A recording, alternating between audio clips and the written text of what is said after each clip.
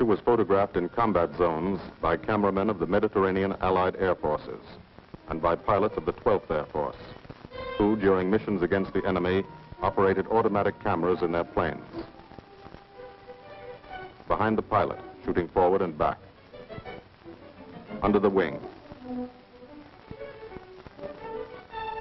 In the wing, timed with the guns. In the wheel well. In the instrument panel, photographing the pilot himself.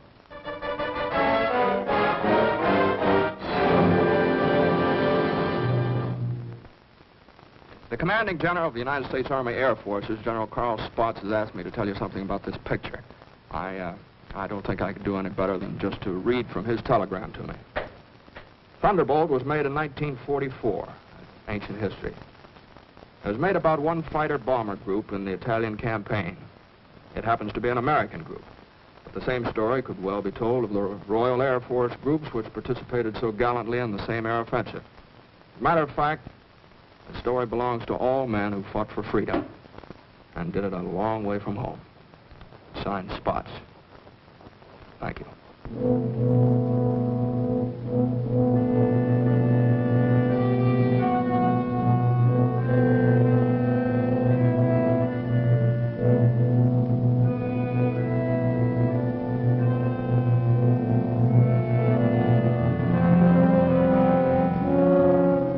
To the Italian man in the street, or what's left of the street, this is the fulfillment of a promise. The promise of the fascists to build a 20th century Roman Empire, conceived in tyranny and dedicated to the proposition that some men were meant to be slaves of other men.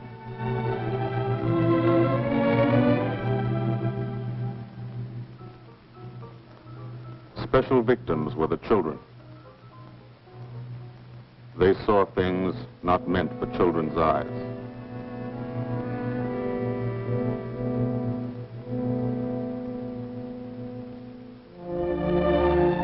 From the air, Italy is more remote. The airman never sees the face of the people, only the face of the country. From the air, you look down at the mountains. Look down and wonder how our men on the ground ever got through. Mountains and rivers. The Volturno, a lot of American blood in that one. Natural barriers made other campaigns tough too. Exhausted Hannibal's elephants, Caesar's legions. For the airmen, the ground war is remote. The only war you really understand is the air war. You can see a pattern to it. Lots of the country never been touched. Little towns that walk the ridges, like tightrope artists to keep from falling off. This one didn't matter. When something did matter, that was another story. This is how we changed the face of Italy from the air.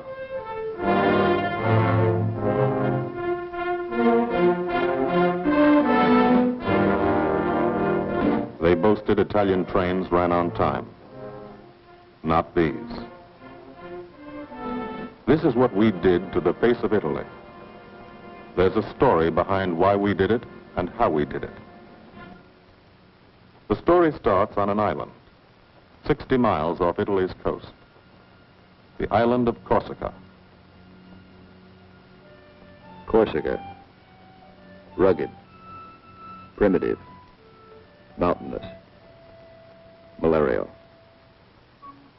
Here they still remember a local boy who put Corsica on the map 150 years ago.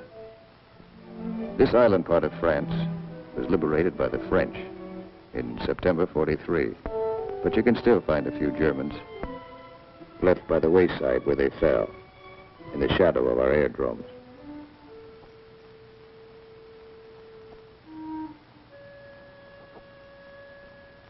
Alto Air Base. Sunday morning. Here, Sunday is like Monday. And Monday is like every other day in the week. A working day.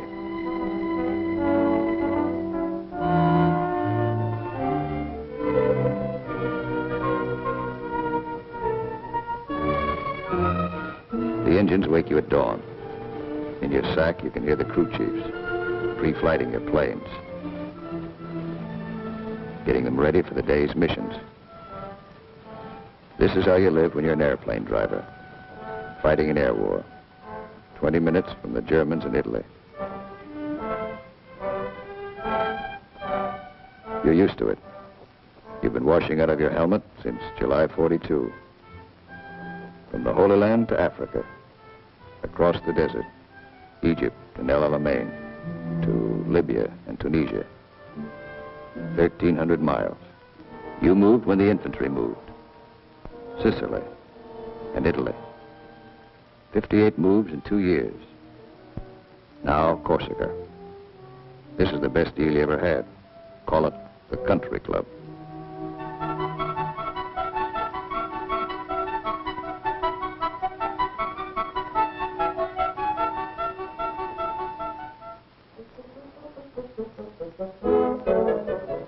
When you talk about air power, this is what you mean.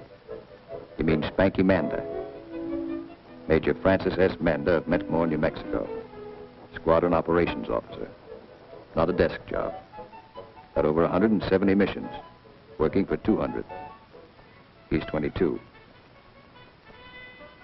You mean Captain Howard Hickok of Ames, Iowa. He's a flight leader. Just had 30 days in the States. Time to get married and come back. He's 23. Or, in his Italian general's trailer, Gil Wyman, Louisville, Kentucky. Hardly looks old enough to vote, but he's boss of a squadron. He signs his letters, Gilbert O. Wyman, Lieutenant Colonel, Air Corps, commanding. The old man. He's 24.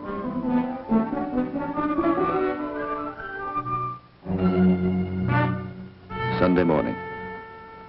For the 57th Fighter Group, 3 squadrons, 1,000 men, another day begins at Alto Air Base. You could close your eyes and see it this way. Spread out like a diagram. Been home sweet home for some time. Good steel mat runway, 150 by 6,000 feet. Tower call sign is Breakneck. Lots of jokes about that. We share the field with a French fighter group. Don't speak the same language, but we fly the same airplane against the same enemy. Each lost a man yesterday. We get along. Group commander, Lieutenant Colonel Archie J. Knight, West Point, 1940. He's 27. First mission today is a 6-5 squadron show. Briefing, right after breakfast. Informal, short, to the point. Park yourself in a bomb crate and get your escape kit. Enemy money. Instructions to get you back through the lines, just in case. The S2 tells you about your target. He doesn't have to draw it for you. You do this every day. Sometimes 2 or 3 times a day. Gil Wyman will lead the show. So he lays out the job. That's a nurse's hat. His girls. Wears it for luck. Eat all you can get. The brass upstairs plans the war. They want something done, they pick up the phone. You do it. Don't always know why they send you out on a mission. Don't always care. But you know there's a reason. A good one. Today, the missions are going out because in Italy our armies have been stopped, cold, at the Gustav line, across the narrowest and most mountainous part of the peninsula. U.S. 5th Army, British 8th Army, stopped for 5 months. At Anzio, 100,000 men sweating it out. We couldn't move. Stalemate. March 15th, we bombed Cassino, our immediate objective. Good job of bombing. Didn't work. Our infantry didn't advance. It was the wrong use of air power. Wrong because we were not taking advantage of the airplane's greatest asset, its ability to get behind the enemy. That's what the airplanners wanted to do, get behind him. Lieutenant General Ira C. Aker, commanding all the air in the Mediterranean, British, French, and American. Major General John K. Cannon, Uncle Joe, commanding the 12th Air Force. And Brigadier General Gordon P. Seville, 12th Tactical Air Command, the brass upstairs who run the air war. They said, let's not hit him here. Let's hit him here. Let's isolate the battlefield. Let's weaken the entire German front by depriving it of supplies, fuel, food, ammunition, reinforcements. They call the plan Operation Strangle. This is what we want to do with airplanes. How? A lot of railroads in Italy. This is the enemy. Keep the trains from getting through. A lot of rivers in Italy, and over 700 major bridges. We figured if a train came to one, and it wasn't there, it'd be kind of tough to get across. Medium bombers got many of the important ones, but bridges are long, narrow targets, difficult to hit and destroy. Took a lot of trips, bombs, planes, men. We started to use a special weapon. A fighter bomber, the P-47 Thunderbolt. One engine, one man, one bomb on each wing, extra fuel tanks for range. 6-5's crew chiefs taxi from the dispersal points to the end of the runway. Line up the squadron.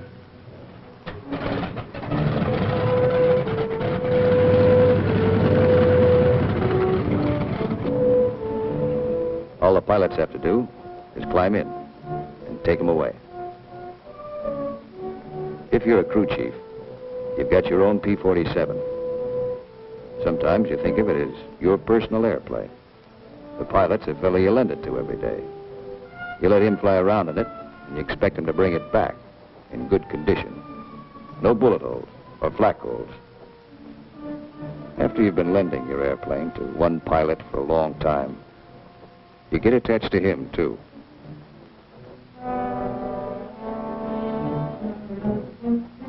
If you're a pilot, no matter what your rank or how many hours you've had, what counts here is the combat flying you've done. Unless you've done plenty, you're a beginner. You're called a sprog. And you remain a sprog until you're wise to the tricks of the trade. After you put a few missions behind you, you become a sport. Then, with plenty of action, 50 or 60 missions, if you're still around, you're promoted. You become an old sport, a veteran. The big shots, like Gil Wyman, are called wheels. No one knows exactly why. This fella's a wheel, too. Says so in his plane. Major Richard O. Hunziker of Tucson, Arizona. Got 179 missions. Your crew chief can't go along, so you always like to tell him what you're going to do. Got a triple threat mission today. Each section's going after a bridge. I'll come in on a course of about 40 degrees. Same old thing. Go out there and dodge around in the ack-ack. Dive bomb out of a left-hand turnabout and carry the bombs right on down. We're flying top cover on the other two sections while they bomb, and then we go in ourselves. Weather's supposed to be Cavoo, so maybe we'll have a good show.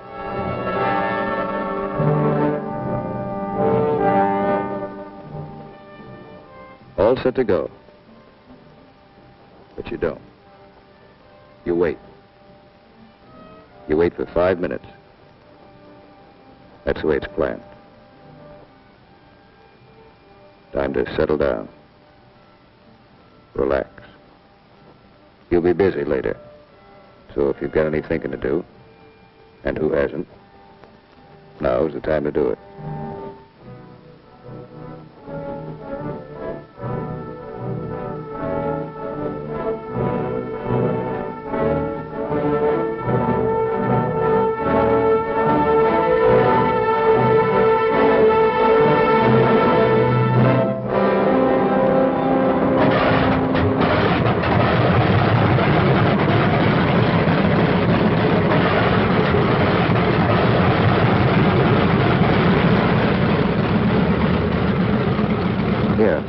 flag it back.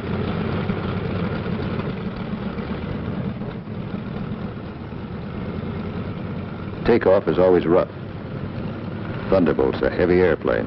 Besides, you've decorated it like a Christmas tree. Belly tank, rockets, guns, 500-pound bombs, cameras. Hello, Breakneck. Cola leader here. We clear to take the runway for a takeoff. Over. Roger, Cola leader from Breakneck. You're clear number 1 to take off. Roger, Breakneck. Thank you. The mile of steel runway will shrink to nothing under you. Halfway down, by the tower, you'll be committed. That means you can't slam on the brakes and stop. Once you're committed, you usually go up. First pair, Wyman and Gustafson.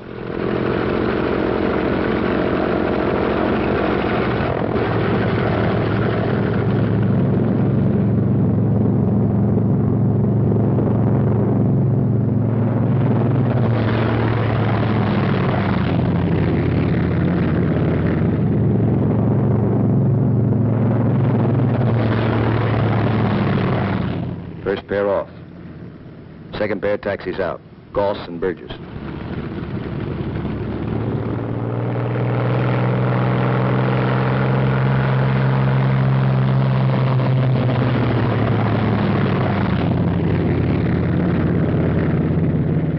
Made it okay. Manda and Richardson.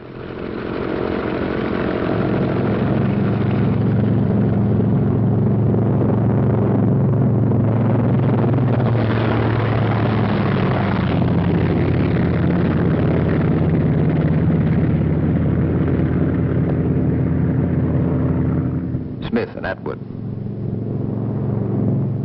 Come on, get her up.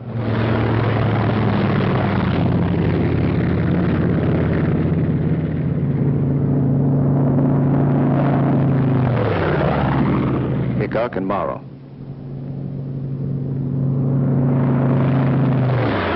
Last pair, Welby's and Hunziker.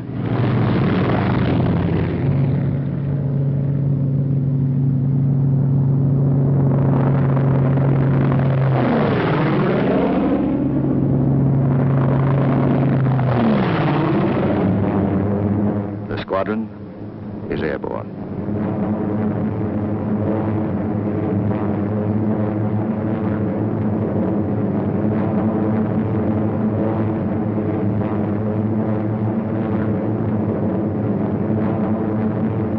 Over Corsica, then out to sea, on the deck.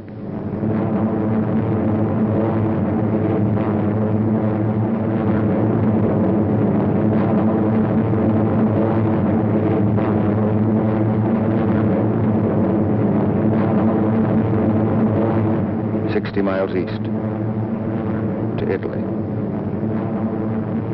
Flying from Corsica, you go only 60 miles and you're 150 miles behind the German front. Turn again on that castle. Now you're heading north into the mountains.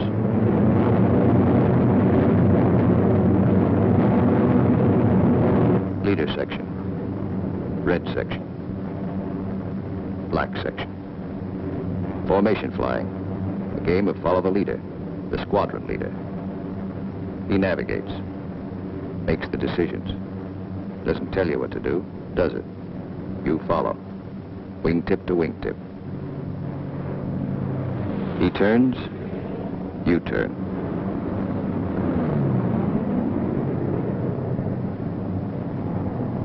He climbs, you climb.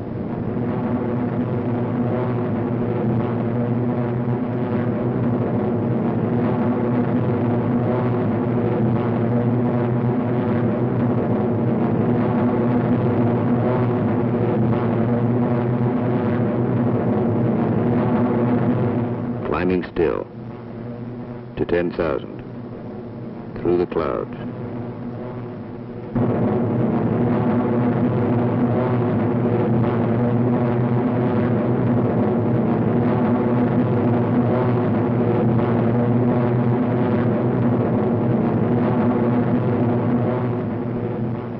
close.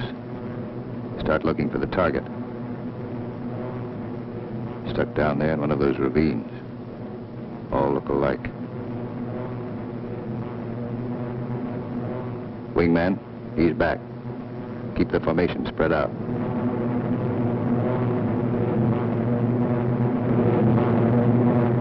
There's a checkpoint. That road.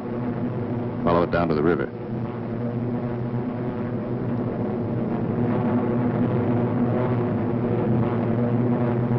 Your first bridge should be down there. Somewhere.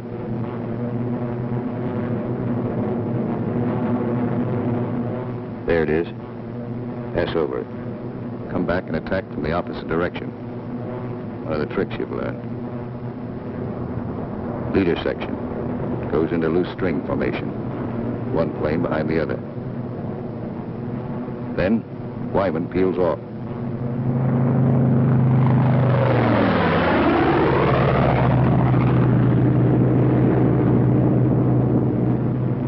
The rest of the section follows.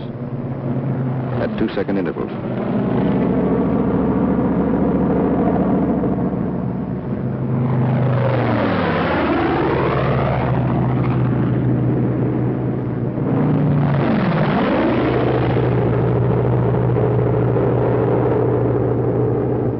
Last man goes in.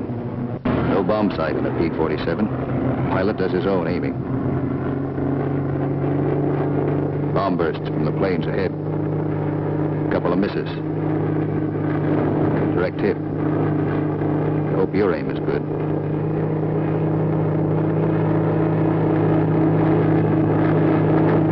Drop your bombs.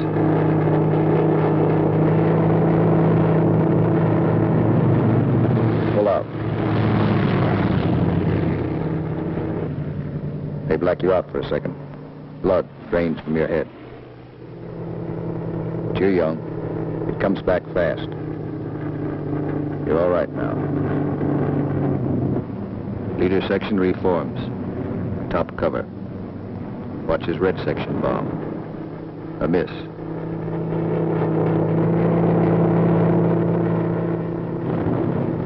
Another miss.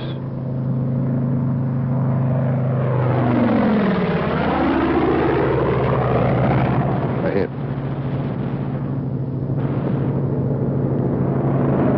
Section goes down.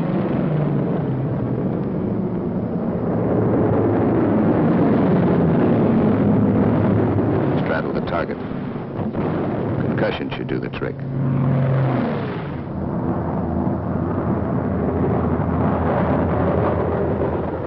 No more bombs. Still got plenty of gas. Plenty of ammo. Go in the prowl. Ease down on the deck. See what you can find.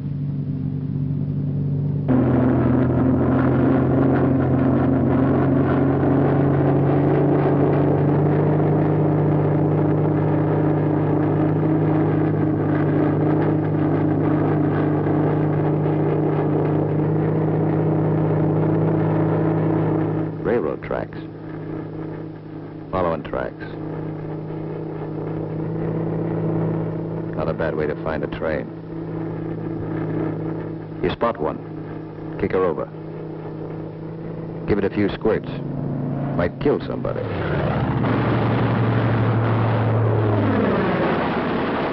Bust the locomotive first.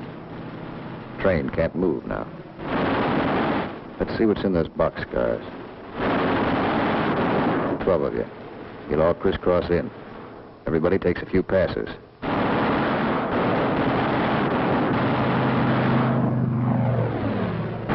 Try the cars one at a time. Might be something interesting in them. Usually is.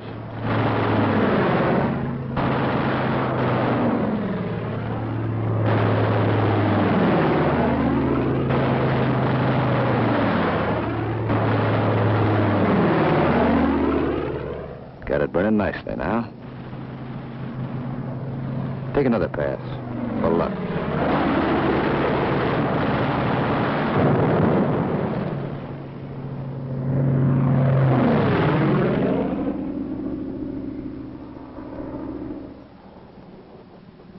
Strafing spreads the squadron over the sky. Every man his own general.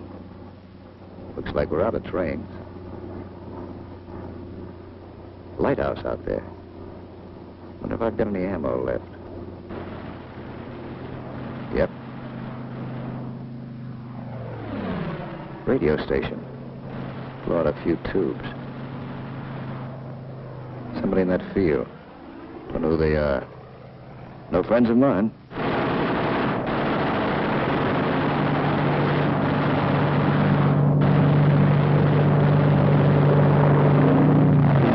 Cherry vehicles parked in that farmyard. More in back. Must be a headquarters. Houses around here look kind of suspicious. Might be something in them. Nothing in that one. Nothing in that one.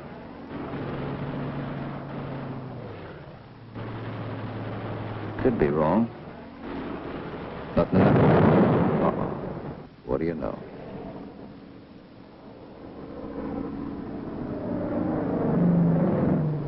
Back at Alto. No one is sweating out 6-5 squadron. 6-6 is taking off.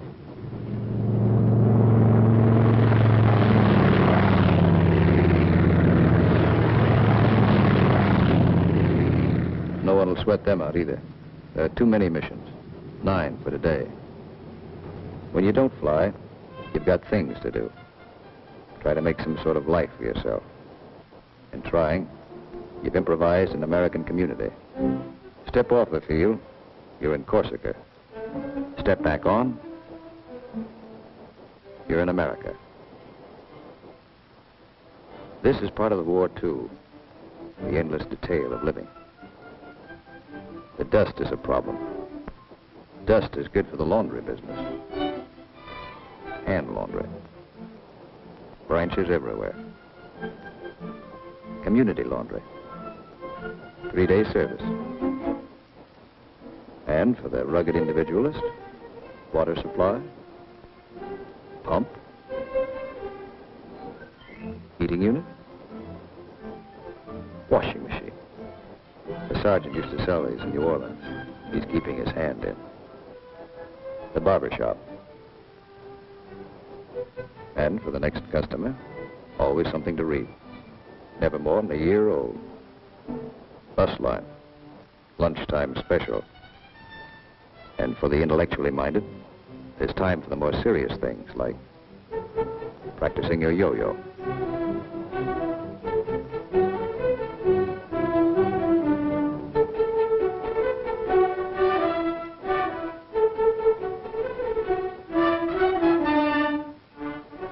If there's anything you want, don't ask for it.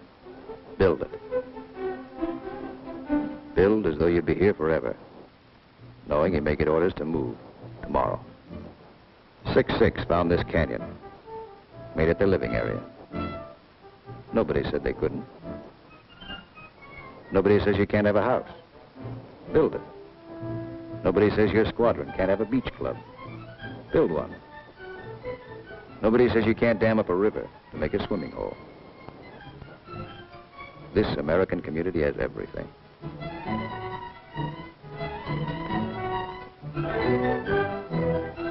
When you come off your shift and somebody else is carrying the ball, you try to relax, enjoy yourself. In danger a couple hours a day, the rest of the time, you're out of it. Beach club's a busy place. So is the Mediterranean.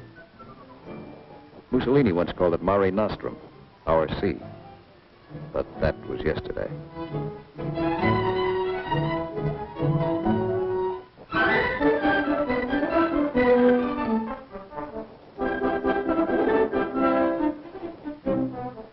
The yachtsman. An old wing tank and a few odds and ends make quite a boat. The crew chief scrounge parts. Scrounge is polite for steel.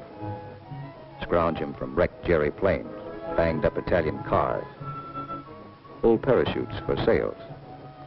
They use only the best quality junk. Sometimes when you can get a PX ration of beer, you drink it. Then you look like this.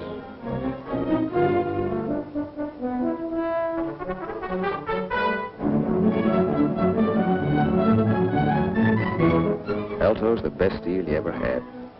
The country club. Not a laugh, not a sun. Your American community has everything. Except the things you really want. There are times you'd rather be flying than waiting around, killing time. Because when you're flying, you don't have that feeling of the day, the week, and months slipping by. Slipping by and leaving you standing still. These are your years. Years to get started. Find yourself. Your job, profession. Get married. Kids. Home of your own. These are the years that count. So, you have your pets. To give and receive affection. In return for affection, sea rations, bug product. As always in affairs of the heart, some have peculiar tastes.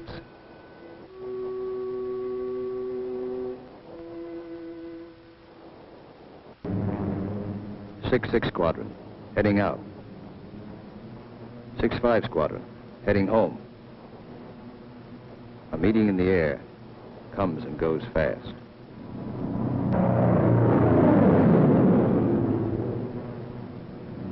6-5, leader section. One plane light. When you reformed after strafing, you noticed it. Nobody saw it happen. Maybe spun in, maybe bailed out. You'll think about it later. Now you're waiting for that first sight of home. That's Sarago Air Base. That's Bavenko. You're on your own street. Alto's first turn to the left, 3 fields down. Keep the formation tight. When you fly over those other outfits, you want to look good. Show them how it's done.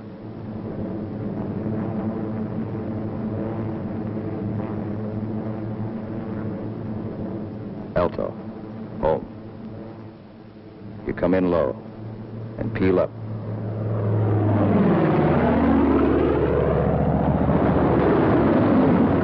You peel up to reduce speed. Space the planes 20 seconds apart for landing. Second and third flights go on past the field.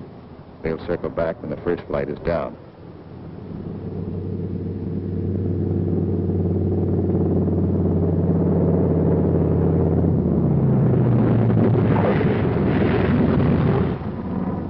Drop your gear.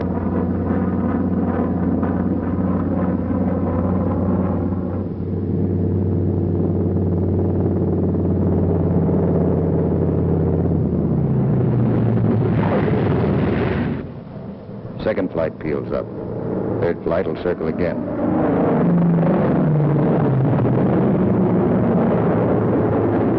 This is all the flying the ground crews see. You like to give them a kick.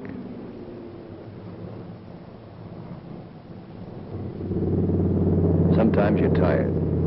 Land them rough.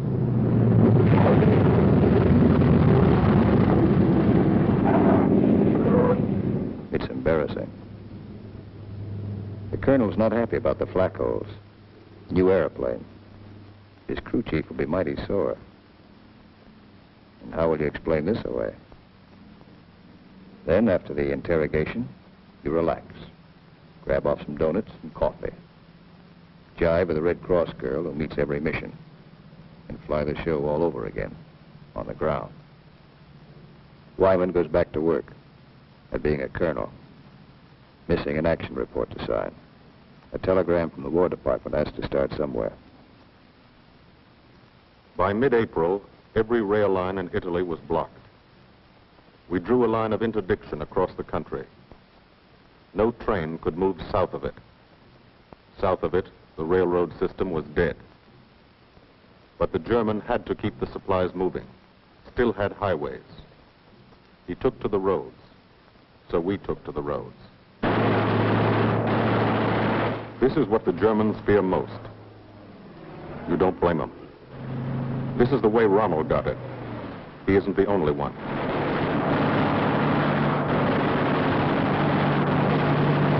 When you clobber a highway, you burn plenty of ammo. Cyclic rate of fire, 800 rounds a minute. You've got 8 guns, 106 bullets a second.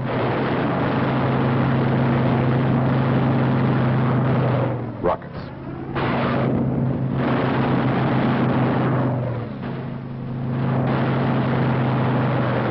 Those aren't just trucks and Germans. You're stopping ammunition before it's fired on the Fifth Army front. And you're doing it 200 miles behind that front.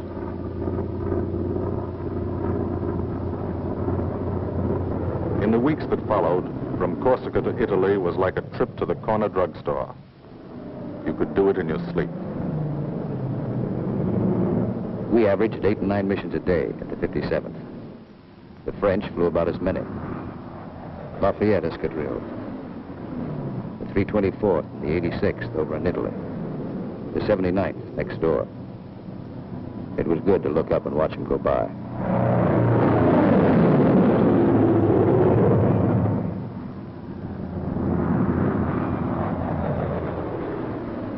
But there were other things. There were those pillars of smoke. Never knew when you'd see one. That's a wreck.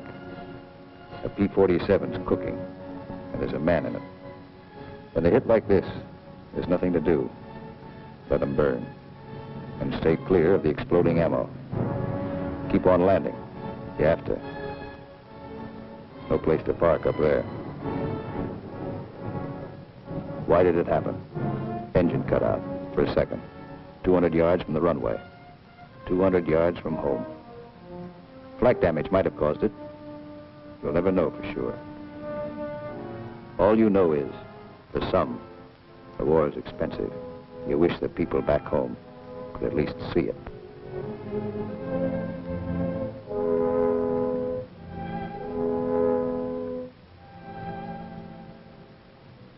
We kept up the pressure. And by the beginning of May, the roads were practically closed. If one man on a motorcycle appeared on the highway by day, he was a dead pigeon. The German took to the sea. 2 months after we started, the strangle was on. The Germans had barely enough supplies for 2 weeks. That's when our ground forces attacked. Allied troops took Cassino. We linked up with a beachhead at Anzio. And in 3 weeks, we're in Rome.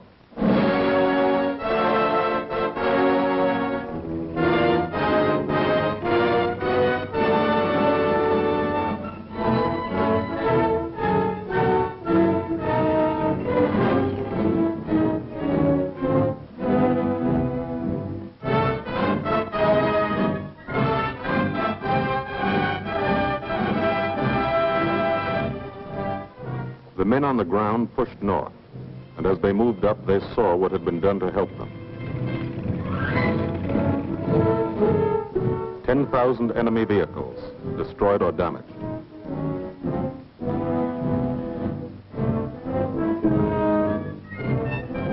In every town they took, no marshalling yard. How many German tanks went out of business because of the gasoline these trains never carried?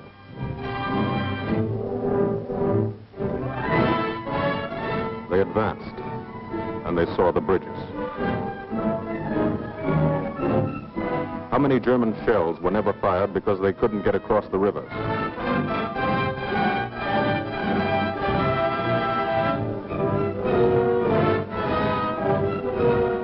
The ground forces exploited their breakthrough. In plain language, they shot and killed Germans. And they ate up the country. Almost 250 miles in one non-stop offensive. The ground forces won a battle, but they still had a war to fight, and you were still flying missions. Up from first light to last light. Only the coming of darkness would stop you. Only the coming of darkness would bring the last missions home to Aldo.